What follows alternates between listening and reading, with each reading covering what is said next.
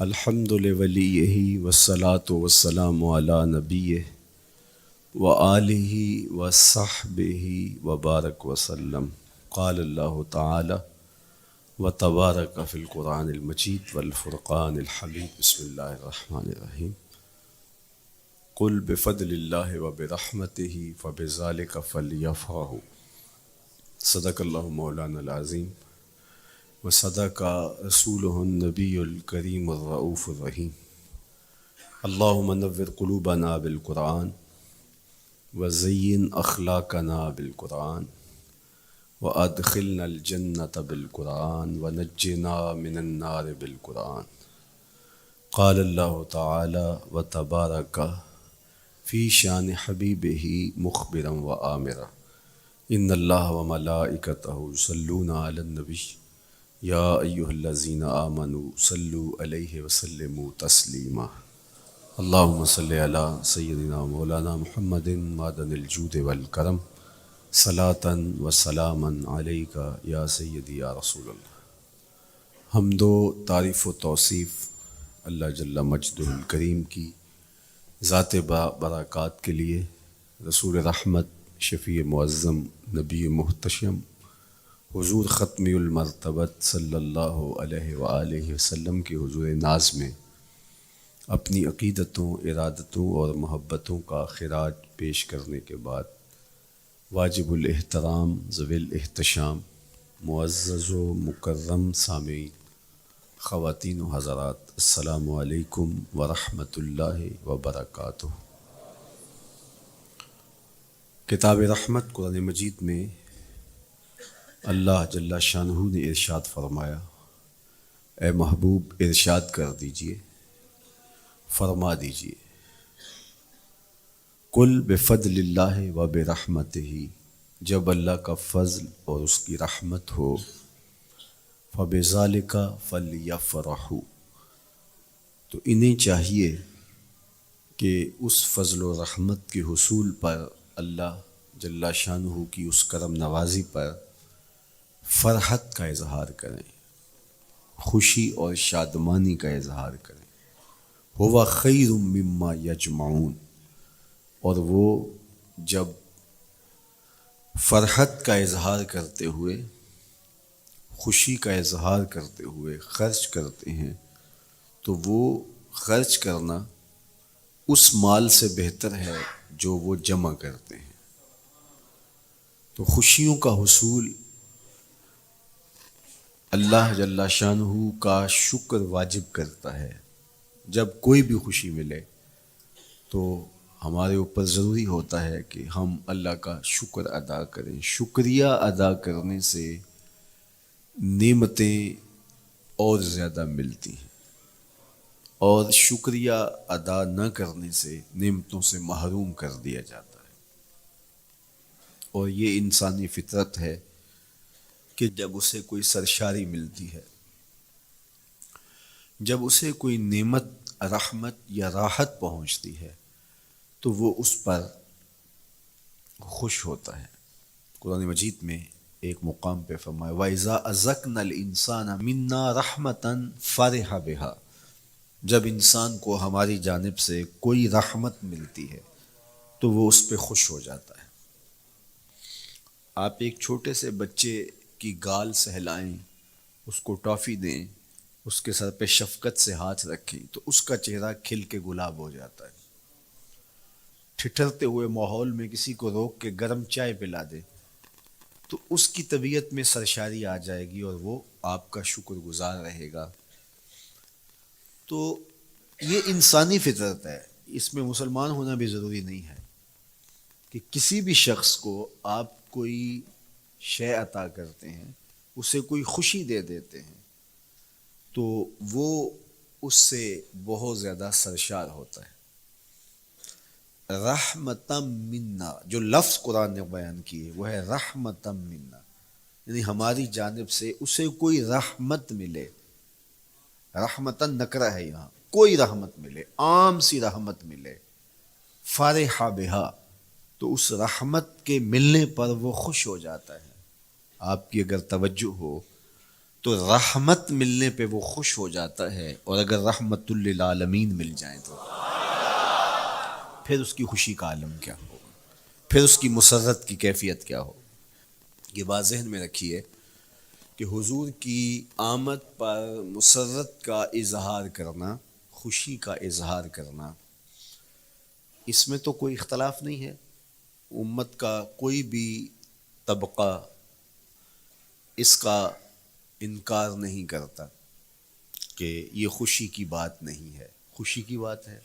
ہر دور میں اور ہر علاقے کے اپنے اظہار کے سلیقے ہوتے ہیں اور طریقے ہوتے ہیں، اگر وہ شریعت کے مزاج سے متصادم نہ ہوں تو ان کو اختیار کرنے میں کوئی حرج نہیں ہے۔ پھر مرور زمانہ کے ساتھ بدلتے ہوئے تقاضے ہوتے ہیں۔ کسی زمانے میں تلواروں کے ساتھ، تیروں کے ساتھ لڑائی ہوتی تھی اور وہ جہاد اسلامی قرار پاتا تھا۔ آج کی لڑائی میزائلوں کے ساتھ اور ٹینکوں کے ساتھ ہے، اور یہ بھی جہاد اسلامی قرار پاتا ہے۔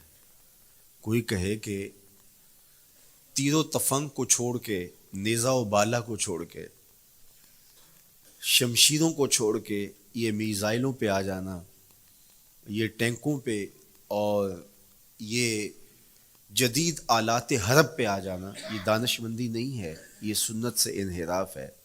تو میاں تو سنت کے مفہوم کو نہیں سمجھا۔ اس دور میں آلات حرب وہ تھے، بدلتے تقاضوں کے ساتھ آلات حرب یہ ہوئے، تو وہ بھی عین جہاد اسلامی تھا، یہ بھی عین جہاد اسلامی ہوگا۔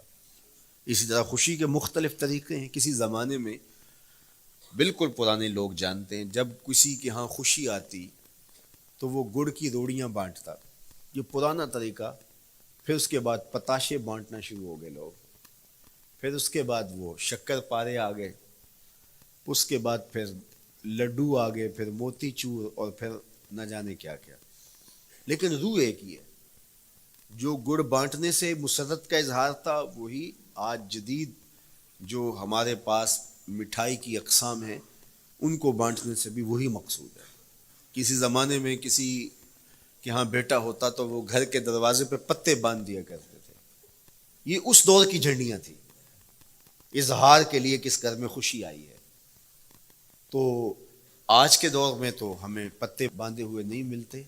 آج گھروں کے اندر ولادت مبارک کے یا مختلف طرح کے غبارے لگا دیے جاتے ہیں یا جھنڈیاں لگا دی جاتی ہیں۔ تو مختلف بدلتے ہوئے ادوار میں وہ طریقے ضرور بدلے، لیکن جہاں تک مسرت کا اظہار ہے، وہ روح بعین ہی ہر دور میں، ہر علاقے میں، ہر جو ہے وہ کلچر میں موجود ہے۔ کسی بھی خوشی پہ مسرت کا اظہار، مسرت اور سرور اور کیفیت کا اظہار، یہ انسانی زندگی ہے۔ اسلام ہمیں مسرتوں کے اظہار اور شکرانے کی صورت کے بہت سارے طریقے دیے ہیں، اس میں سے روزہ رکھنا بھی ہے۔ ان طریقوں میں سے ایک طریقہ نوافل ادا کر کے شکر کا اظہار کرنا بھی ہے۔ خیرات بانٹ کے، لوگوں کو کھانا کھلا کے مسرت کا اظہار کرنا ہے، لوگوں کو لباس پہنا کے مسرت کا اظہار کرنا ہے۔ اور اسی طرح دعوت ہے، مختلف مواقع پہ مختلف چیزیں ہیں۔ پیر کے دن حضور علیہ السلام روزہ رکھتے تھے۔ پوچھا حضور آپ پیر کے دن روزہ کیوں رکھتے ہیں؟ قال فیہ ولدت، کہا اس دن میں پیدا ہوا تھا۔ تو اپنی ولادت کا حضور دن پیر روزہ رکھ کے اللہ کے شکرانے میں دن گزارتے تھے۔ گو حضور علیہ السلام کی زندگی کا ایک ایک لمحہ رب کے تشکر میں بسر ہوتا ہے، لیکن حضور نے اس کی وجہ بیان کر دی کہ میں اس دن کا روزہ خاص طور پہ اس لیے رکھتا ہوں، فیہ ولدت، اس دن میری ولادت ہوئی تھی۔ اللہ اکبر۔ تو حضور کی ولادت اللہ کی بہت بڑی نعمت، اور اس پر شکرانہ خود میرے حضور نے ادا کیا ہے۔ علماء نے لکھا ہے کہ حضور کی ولادت کی خوشی یہ اللہ کی رضا کا سبب اور ذریعہ ہے۔ آپ نے سنا علماء سے کہ دین کا سب سے بڑا دشمن جس کا نام لے کے مذمت کی گئی وہ ابو لہب ہے۔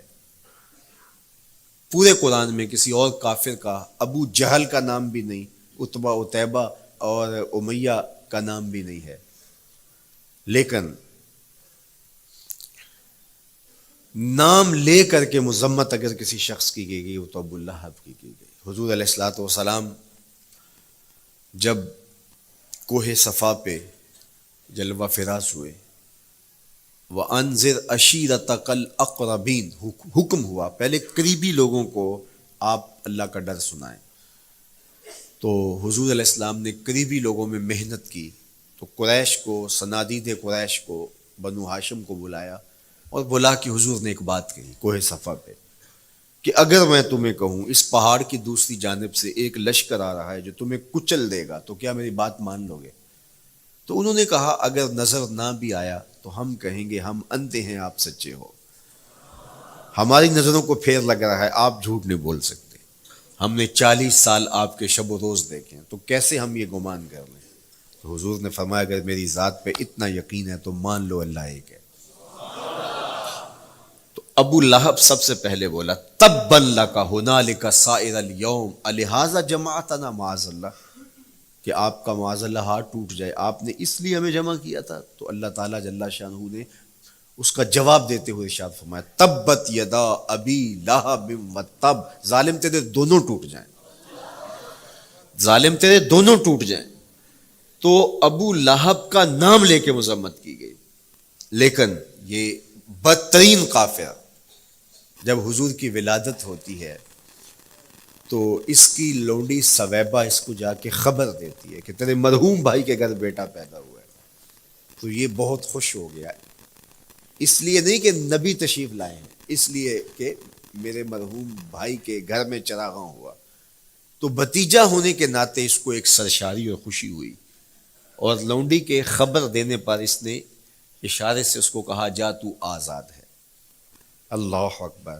یہاں سے یہ بھی سمجھیں کہ حضور نے صحن کائنات میں قدم رکھا، غلاموں کو آزادی ملنے لگی، غلامی کی زنجیریں ٹوٹنے لگی۔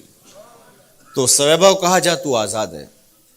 خیر ابو لہب کی ساری زندگی آپ کو پتہ ہے، لیکن جب مر گیا تو حضرت عباس رضی اللہ تعالیٰ عنہ کو خواب میں ملا۔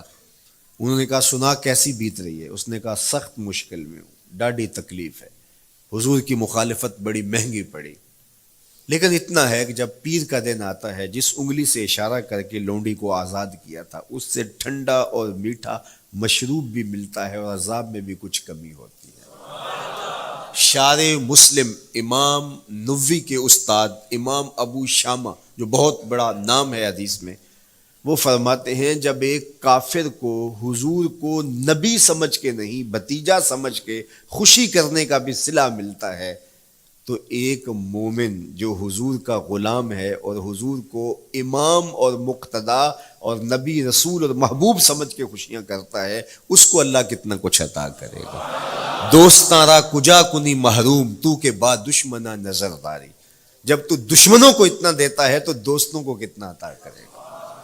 تو حضور کی آمد پر مسرت کا اظہار، بشاشت کا اظہار، یہ اہل ایمان کا طریقہ رہا ہے۔ ہاں جو اس کا انداز ہے، کسی کو نوافل میں زیادہ سرور ملتا ہے وہ نوافل کثرت سے پڑھ لے، کسی کو زیادہ سرور روزے میں آتا ہے تو وہ روزے رکھ کر کے اس شکرانے کو ادا کرے، کوئی ذکر کی مجلس سجا لے، مختلف طریقے موجود ہیں۔ حضور علیہ السلام تشریف لائے، صحابہ بیٹھے ہوئے تھے، صحیح مسلم میں روایت ہے، سنن نسائی میں ہے اور بھی کتب حدیث میں، محفل بپا تھی تو حضور نے آ کہا ما اجلسکم، کیوں بیٹھے ہوئے ہو؟ تو جو انہوں نے جواب دیا وہ سنیے، جلسنا نذکر اللہ ونحمدہ علی ما ہدانا لدینہ ومن علینا بکا، حضور ہمارے بیٹھنے کا مقصود یہ ہے کہ ہم اللہ کا شکر ادا کر رہے ہیں اس بات پر کہ اس نے ہمیں ہدایت دین عطا کی، ومن علینا بکا، اور آپ کی صورت میں ہمارے اوپر احسان کیا، ہمیں آپ عطا ہوئے، اس پر اللہ کا شکر ادا کرنے کی مجلس سجائے بیٹھے۔ اب بات تو سادہ سی تھی، لیکن میرے حضور نے ان سے کہا کیا تم اس بات پہ قسم دے سکتے ہو کہ اسی لیے بیٹھے ہو؟ تو انہوں نے کہا جی ہم قسم دیتے ہیں، ہم اسی لیے بیٹھے. فرمایا اٹھاؤ قسم. تو صحابہ نے باقاعدہ قسم دی، ہم قسم اٹھاتے ہیں، ہمارے بیٹھنے کا مقصد یہ ہے کہ اللہ کا شکر ادا کر رہے ہیں، اور آپ کی صورت میں جو انعام خداوندی ملا ہے اس پر اللہ تعالیٰ کا شکریہ ادا کر رہے ہیں. حضور نے باقاعدہ ان سے قسم لی، اور انہوں نے باقاعدہ قسم دی. اب صحابہ کو حیرت تو تھی کہ یہ موقع قسم کا تو نہیں تھا، لیکن حضور نے قسم لی ہے، کیوں؟ حیرت تو استجاب کی کیفیت تھی. حضور علیہ السلام نے فرمایا صحابہ میں تم سے جو ابھی قسم لی ہے یہ کسی تہمت کی بنیاد پر نہیں لی، یعنی تمہارے قول کی صداقت میں مجھے کوئی شک نہیں تھا کہ میں نے قسم سے تصدیق کی ہو، بلکہ اس کا سبب اور تھا. بعض اوقات قسم اس لیے کی جاتی ہے کہ کسی متردد ذہن کو مطمئن کرنا ہوتا ہے، اور بعض اوقات قسم واقعہ کی اہمیت کو بڑھانے کے لیے کی جاتی ہے. کوئی بندہ کہہ رہا ہے کہ جناب فلاں صاحب آ رہے ہیں ہمارے گھر میں، مہمان آ رہے ہیں، تو گھر کے اچھا کہتا ہاں قسم اللہ کی، تو اس کا یہ مطلب نہیں کہ اس کے شک ہوتا ہے، اس کی خوشی اور اس کی مسرت کے اظہار کو بڑھانے کے لیے وہ کہتا ہے کہ ہمارے گھر کے اندر آج فلاں آ رہا ہے، تو وہ کہتا اچھا کہتا ہاں ہاں قسم اللہ کی وہ آ رہا ہے. تو یہ متردد کا شک دور کرنے کے لیے قسم نہیں ہے، یہ بلکہ اس کی خوشی اور سرشاری کو پختہ کرنے کے لیے ہے. تو عربوں میں قسم مختلف وجہ سے کی جاتی تھی. تو حضور نے فرمایا یہ جو میں نے تم سے قسم لی ہے یہ کسی تہمت کی بنیاد پہ نہیں لی، بلکہ اس قسم کا سبب کیا ہے سنو. پھر حضور نے خود بتایا، فرمایا تم یہاں بیٹھے تھے، میں حجرے میں بیٹھا تھا، اتانی جبریل علیہ السلام، میرے پاس جبریل امین حاضر خدمت ہوئے، فاخبرنی ان اللہ یباہی بکم الملائکہ، تو مجھے انہوں نے خبر دی ہے. محبوب ذرا باہر تو نکل کے دیکھو، صحابہ تمہارے اس عمل پر اللہ فرشتوں میں ناز کر رہا ہے، اللہ فرشتوں میں فخر کر رہا ہے کہ دیکھو میں نے ان کو نعمت دی، کتنے قدردان نکلے، اس نعمت کا شکرانہ ادا کر رہے ہیں. اور آج اگر ہم اپنے گھر میں بیٹھ کے، اپنی مسجد میں بیٹھ کے حضور کی صورت میں انعام خداوندی کا شکریہ ادا کرتے ہیں تو اللہ کی رحمتوں سے بعید نہیں کہ اللہ فرشتوں سے کہے دیکھو صدیاں بیت گئیں، یہ آج بھی شکرانہ ادا کر رہے ہیں، اور یہ بات میری اور آپ کی بخشش کی ضمانت قرار پائے. تو حضور کی صورت میں جو انعام ہوا، حضرت حسان بن ثابت اکثر کہا کرتے تھے منا علینا ربنا ام بعث فینا محمدا، ہمارے رب نے ہمارے اوپر احسان کر دیا ہے کہ محمد عربی عطا کر دی ہے. ساری زندگی سجدے میں سر رکھ کے شکر ادا کرتے رہیں، حق کے شکر پھر بھی ادا نہ ہو. میں تو کہا کرتا ہوں ہمارے بدن پہ اتنے بال نہیں ہیں جتنے رسول اللہ کے احسانات ہیں. ہمارا بال بال قرض رسالت میں جکڑا ہوا ہے، ساری زندگی ان کے گیت گائیں. میں ایک رات کے میلاد کا صرف قائل نہیں ہوں کہ ایک رات میلاد کر لو اور پورا سال چھٹی، ساری زندگی حضور کا نام جپو، ساری زندگی حضور پہ درود پڑھو، لمحہ لمحہ حضور کے ذکر کا چراغاں کرو. صرف اپنے گھروں میں، اپنی چہار دیواریوں میں اور اپنے بازاروں میں جھنڈیاں ہی نہ لگاؤ، بلکہ دل کے ایک ایک فرد پہ نام محمد کی جھنڈی لگاؤ. صرف منڈیروں پہ چراغاں ہی نہ کرو، بلکہ دل کی اندھیر گلیوں میں بھی حضور کے نام کا چراغاں کرو. اندر بھی روشنی ہو، باہر بھی روشنی ہو. حضور پہ درود پڑھو، حضور کا ذکر کرو. اپنے بچوں کو بٹھا کر کے حضور کے قصیدے سناؤ، حضور کی شانیں سناؤ، حضور کی سیرت بتاؤ انہیں. اپنے گھر کے ماحول کے اندر، اپنی مسجد میں، اپنی گلی میں، اپنے دوستوں میں حضور کا ذکر کرو. دوستوں آپس میں بیٹھو تو کہو یار اللہ کا کتنا کرم ہو گیا کہ اللہ نے ہمیں حضور عطا کر دیا. دوستوں میں بیٹھے جب یوں بات کرو گے تو اللہ کی رحمتیں کس قدر تمہارے اوپر برسیں گی. اپنی عقیدتوں کا اظہار کرو. وہاں کمیت نہیں دیکھی جاتی، وہاں کیفیت دیکھی جاتی ہے. وہاں مقدار نہیں دیکھی جاتی، وہاں معیار دیکھا جاتا ہے. وہ چہرہ اور چہرے کا تل نہیں دیکھتے، وہ بندے کا دل دیکھتے ہیں. وہ دیکھتے ہیں کون کس خلوص کے ساتھ محبت لے کر کے آیا ہے. شاہ ولی اللہ محدث دہلوی بہت بڑا نام ہے، تمام مکاتیب فکر کے نزدیک معتبر نام ہے. شاہ ولی اللہ محدث دہلوی فرماتے ہیں میرے والد شاہ عبد الرحیم محدث دہلوی ہر سال حضور کا میلاد کرتے تھے، اور اپنی استطاعت کے مطابق لوگوں میں، آنے والوں میں کچھ کھانا بھی تقسیم کرتے. ایک سال حالات اتنے پتلے تھے کہ ان کو میسر نہ تھا کہ لوگوں کو بھرپور کھانا کھلا سکیں، لیکن کہا چلو ناغہ نہ ہو، ایک تسلسل ہے جاری رہے. تو انہوں نے چنے بانٹ دیے بعد میں. لیکن دل میں تشویش تھی کہ اس مرتبہ من کی منشا پوری نہیں ہوئی، تو اسی حالت میں سو گئے، سوئے تو مقدر جاگا، حضور کا دیدار نصیب ہوا، اور جس نے حضور کو خواب میں دیکھا اس نے حضور کو ہی دیکھا۔ من رآنی فی المنام فقد رآنی، فرمایا جس نے مجھے خواب میں دیکھا اس نے مجھے ہی دیکھا۔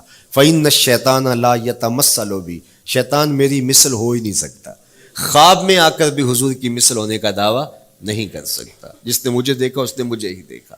اور دوسری بات، حضور جس کے خواب میں آئے قصد، ارادے اور مرضی سے آئے۔ تیسری بات، حضور علیہ الصلوۃ والسلام نے خواب میں کسی کو کچھ عطا کیا تو وہ حقیقت میں عطا کیا۔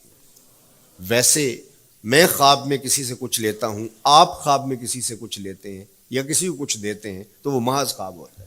آپ نے کسی سے قرض لینا ہو تو وہ خواب میں آ کے ادا کر دے تو صبح اٹھ کے کھاتے سے نام کاٹ دیں گے؟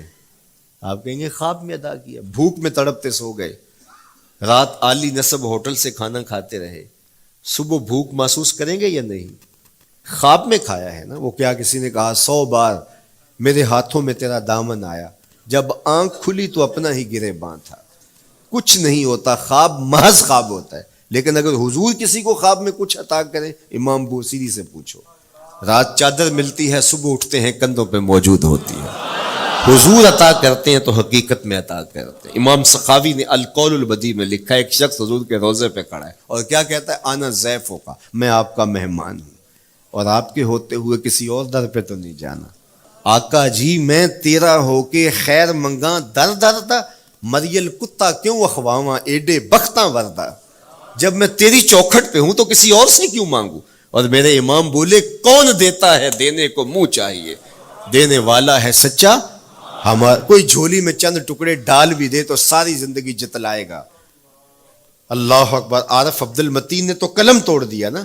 اور جتنے بھی سہارے ہیں سبک کرتے ہیں، عزت نفس بڑھاتا ہے سہارا تیرا، ہر آسرا کمزور کرتا ہے لیکن نبی کا آسرا سر بلند کرتا ہے۔ کسی چودھری کا، خان وڈیرے کا مانگت سر اٹھا کے چل سکتے کہ میں فلاں کا مانگت ہوتا ہوں اور جس کو خیرات مدینے کی گلی سے ملی ہو؟ اسی لیے میرے امام نے مشورہ دیا، ٹھوکریں کھاتے پھرو گے ان کے در پہ پڑ رہو، قافلہ تو اے رضا اول گیا آخر گیا۔ وہ کھڑا ہی حضور کے روضے پہ اور کیا کہتا ہے؟ آنا ضیفوں کا، میں آپ کا مہمان ہوں اور آپ کے ہوتے کسی اور در پہ جاؤں؟ اللہ اکبر۔ یہ کہتے کہتے آنکھ لگ گئی۔ حضور خواب میں تشریف لائے، دائیں ہاتھ میں روٹی تھی، عطا کرتے میں خذ لے لے، کہتا میں نے خواب میں کھانا شروع کر دی، ابھی آدھی روٹی کھائی تھی، پوری روٹی نہیں کھائی تھی، آدھی روٹی کھائی تھی کہ میری آنکھ کھل گئی۔ جب آنکھ کھلی تو دوسرا آدھا ٹکڑا میرے ہاتھ میں موجود تھا۔ وہ دیتے ہیں تو حقیقت میں دیتے ہیں۔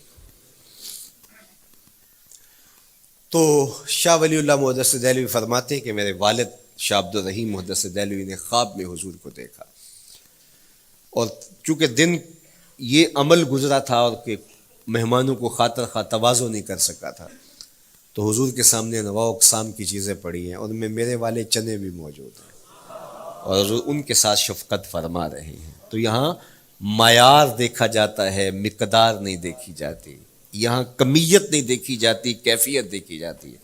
یہاں چہرے اور چہرے کا تل نہیں دیکھا جاتا، یہاں آنے والے کا دل دیکھا جاتا۔ یار چہرہ تو چمکدار تھا، اسی لیے ابو لہب کہتے ہیں نا شعلے کی طرح چمکتا ہوا، لیکن جہنم کا ایندھن بنا، اور کالے رنگ والا، ہونٹ موٹے ہیں، لیکن کعبے کی چھت پہ کھڑا اذان دے رہا ہے۔ اذان ازل سے تیرے عشق کا ترانہ بنی، نماز تو اس کی دید کا ایک بہانہ بنی، ادائے دید سراپا نیاز تھی تیری، کسی کو دیکھتے رہنا نماز تھی تیری۔ تو عقیدتوں کے رنگ اور محبتوں کے رنگ حضور علیہ السلام کے ساتھ جب کوئی پیش کرتا ہے تو رائے گانی جاتی۔ یہ وفاداروں کا در ہے، یہاں بے وفائی کا تصور ہی نہیں ہے۔ وہ ہاتھ پکڑتے ہیں تو پھر چھوڑتے نہیں ہیں، اس لیے ان سے محبت کا ربط قائم کیجیے، اپنی اولادوں کو حضور کا پیار سکھائیے، اپنے گھروں میں میلاد کیجیے۔ لازم نہیں ہے کسی عالم دین کو بلاؤ، آپ اپنے گھروں میں حضور علیہ السلام پر درود پڑھیے گا، بچوں کو بٹھائیے گا اور حضور کی سیرت کا کوئی واقعہ ان کو سنائیے گا۔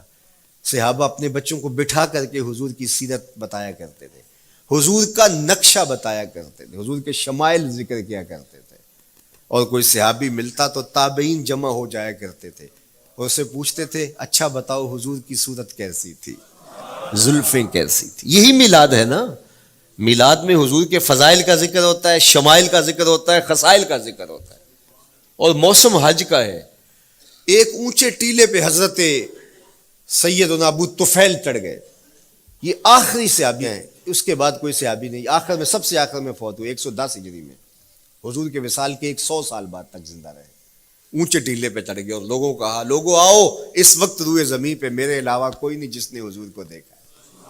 بس انہی آنکھوں نے حضور کو دیکھا ہے. کیا ناز ہے. میرے ایک استاد ہوتے تھے سر محمد علی حاشر، اللہ ان کی قبر پہ رحمت نازل کرے. تو وہ بڑے بڑے مشاہیر اہل سخن سے ملے تھے تو وہ بات کرتے تھے. میں مولانا ظفر علی خان کا مصاحب رہا ہوں، میں نے اقبال کو دیکھا ہے. داغ دہلوی نے اپنے شاگردوں سے کہا تھا آنے والی صدیاں تم پہ ناز کریں گی اے لوگو، تم نے داغ کو دیکھا، تم نے داغ سے باتیں کی ہیں. یار جس نے داغ دہلوی کو دیکھا ہے وہ تو ناز کریں، جس نے اقبال کو دیکھا ہے وہ تو فخر کریں، جو مشاہیر اہل سخن کے پاس بیٹھتا رہا ہے وہ تو فخر کریں، اور جس کی آنکھوں نے جمال محمد عربی دیکھا ہے وہ اپنے مقدر پہ ناز کیوں نہ کریں. تو کہا لوگوں آؤ، اس وقت روئے زمین پہ میرے علاوہ کوئی نہیں جس نے حضور کو دیکھا ہو، آؤ مجھ سے حضور کی باتیں سنو. لوگ جمع ہو گئے اور کہا صف لنا رسول اللہ، تم نے حضور کو دیکھا ہے تو بتاؤ حضور کیسے تھے. تو حضرت ابو طفیل نے 3 لفظوں میں حضور کا حلیہ بیان کیا، یاد کر لو. حضرت ابو طفیل نے کہا کان رسول اللہ صلی اللہ علیہ وسلم ابیض ملیحا مقصدا. ایک تو چٹے رنگ کے تھے، ایک تو حضور کا رنگ گورا تھا. دوسری بات ملیحا، حضور کا حسن نمکین تھا. اور تیسرا مقصدا، حضور متوازن تھے، نہ قد لمبا نہ قد پست، سوا صدر والبطن، سینہ اور پیٹ برابر. لیسا بالطویل الممغط ولا بالکثیر المتردد، نہ پست کے عجیب دکھائی دیں نہ اتنے لمبے کے عجیب لگیں بلکہ درمیانہ قد. لیکن اذا جامع القوم غامرہم، سن لو حضور کا قد تو درمیانہ تھا لیکن جب لوگوں کے درمیان چلتے حضور کے کندھے لوگوں کے سروں سے اونچے دکھائی دیتے. یہ اللہ نے شان دی اپنے محبوب کو. مکھ چند بدر شاہ شانی، متھے چمک دی لاٹ، کالی زلف تے اکھ مستانی.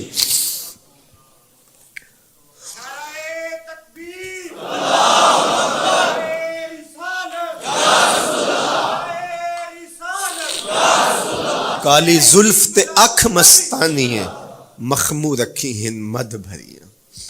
میں آپ کو مدینے کی گلی میں لے جانا چاہتا تھا کہ حضور علیہ السلام کی جب آمد ہوئی تو اہل مدینہ نے کس طرح جلوس نکالا، وہ عقیدتوں کے کیا رنگ تھے.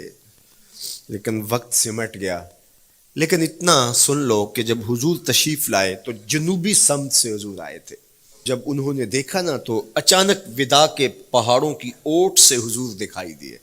تو سیاہ پہاڑ ہیں تو ان سے جب حضور کا چمکتا ہوا چہرہ دکھا نا تو بے ساختہ انہوں نے کہا طلع البدر علینا، وہ دیکھو چاند چڑھ گیا ہے. طلع البدر علینا، وہ دیکھو چاند چڑھ گیا. یہ شاعری خود بخود ہوتی ہے، خود بخود ترتیب. ایک ہوتی ہے آورد، ایک ہوتی ہے آمد. یہ آمد ہے. طلع البدر، وہ دیکھو چاند چڑھ گیا.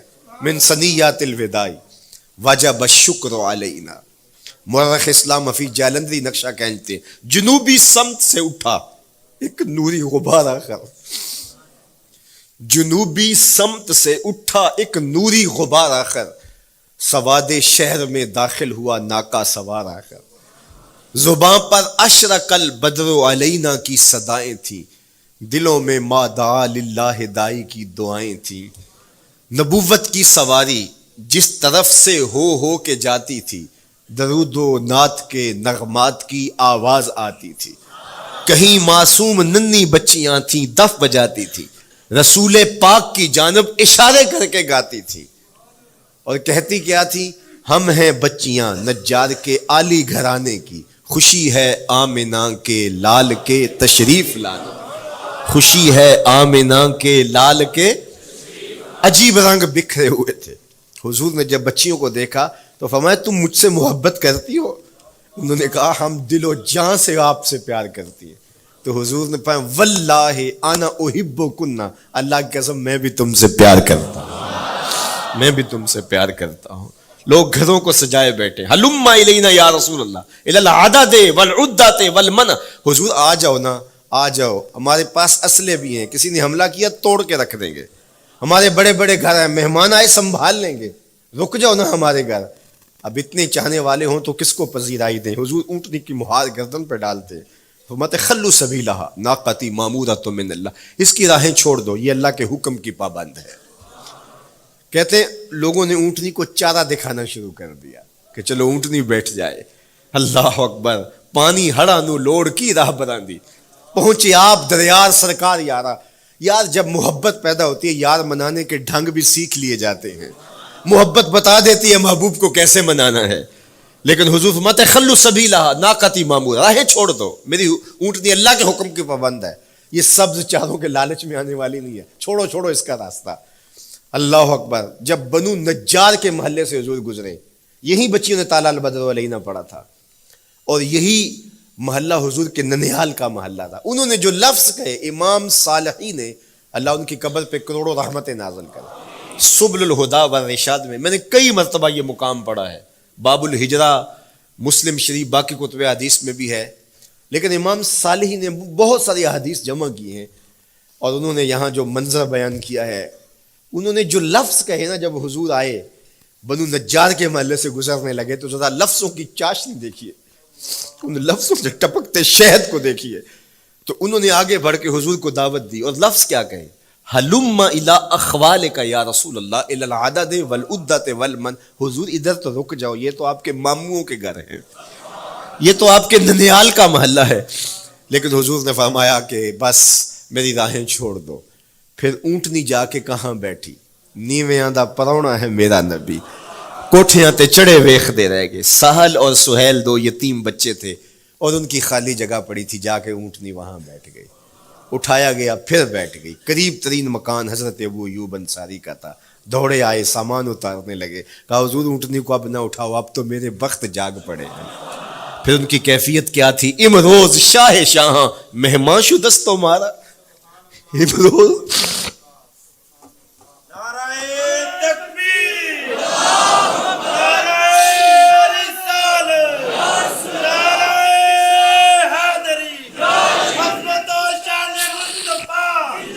امروز شاہ شاہاں مہمان شدست و مارا، جبریل با ملائک درباں شدست و مارا. وہ کہتے ہیں آج شاہوں کا شاہ میرے گھر کا پرونا بن گیا ہے. یہ ابو ایوب انصاری کے جذبات ہیں. آج شاہوں کا شاہ، آج خسرو حسینہ ماہ نازنینہ، آج امام الانبیاء میرے گھر کا پرونا بنا ہے. کہاں میں کہاں نکھتے گل، باد صبا تیری مہربانی. کبھی اونٹنی کے پاؤں چوم رہے ہیں، تیرے بخت کے تو میرے گھر تک لے آئی. تو کہا امروز شاہ شاہاں مہمان شدست و مارا، آج شاہوں کا شاہ میرے گھر کا مہمان ہے. پھر آگے کیا کہتے ہیں؟ جبریل با ملائک درباں شدست و مارا. لوگوں جبریل کو دیکھو، آج میرے گھر کا پیرا دے رکھا ہے، آج میرے گھر کا چوکی دار بنا ہوا ہے، کیونکہ میرے گھر میں حضور ٹھہرے ہوئے ہیں.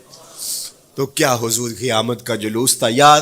صحابہ نے جو حضور کے آمد کا جلوس نکالا، ہم تو وہ رنگ پیش نہیں کر سکتے، لیکن میں آپ کو کہوں گا درود پڑھتے ہوئے آج جلوس میں شامل ہوں، حضور کے ذکر سے سرشار ہو کے جلوس میں شامل ہوں، اور پورے نظم کے ساتھ.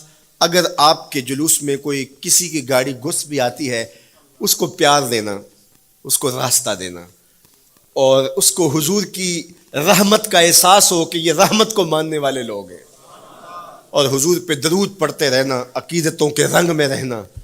امید ہے کہ جس طرح حضور نے ان بچیوں سے کہا جو حضور کے جلوس میں شامل تھیں کہ کیا تم مجھ سے محبت کرتی ہو، تو انہوں نے کہا جی ہم اسی لیے تو آپ کے قصیدے پڑھ رہی ہیں. تو حضور نے فرمایا واللہ میں بھی آپ سے محبت کرتا ہوں. تو ہو سکتا ہے حضور ہمیں فرمائے میرے میلاد کے جلوس میں آنے والوں میں